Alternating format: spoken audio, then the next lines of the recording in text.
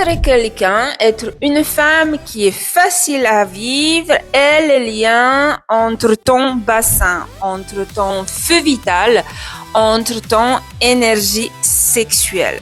Alors, peut-être toi aussi, tu as entendu parler, comme moi encore il y a quelques années en arrière, que je suis quelqu'un de docile, de facile à vivre, que je ne fais pas de vagues, que je comprends, que je peux me lisser dans tous les univers et que je fais en sorte que toujours tout se passe bien. Donc, j'étais quelqu'un qu'on n'entendait pas et que vraiment c'était cool avec moi. Tout était simple. La question que je pose, si tu te retrouves dedans, quel est le prix à payer pour rester quelqu'un de facile à vivre? Parce que ce que j'ai compris, ce n'est pas juste un trait de caractère ou un trait de personnalité. C'est une stratégie parmi plein d'autres.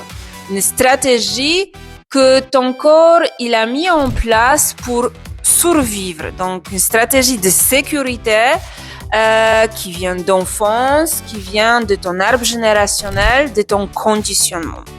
Parce qu'à un moment donné, être quelqu'un qui est trop, qui parle trop, qui a toujours quelque chose à dire, qui ressent, ce n'était pas possible.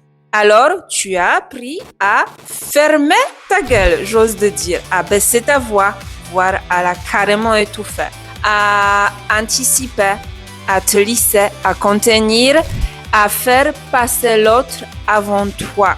Et aujourd'hui, tu continues dans tes relations, dans ton couple, dans ton travail et même dans ta sexualité, dans ta vie intime. Ça t'arrive de dire oui ou tu continues de dire encore oui, alors tu sens que ton corps dit non. Tu comprends pas pourquoi, mais tu continues toujours. Tu t'adaptes au rythme de l'autre, tu t'adaptes à ses envies, à ses besoins. Et quelque part, tu te trahis et tout ça pour être quelqu'un, peut-être dans le regard de l'autre ou par peur de pas être aimé pour qui tu es.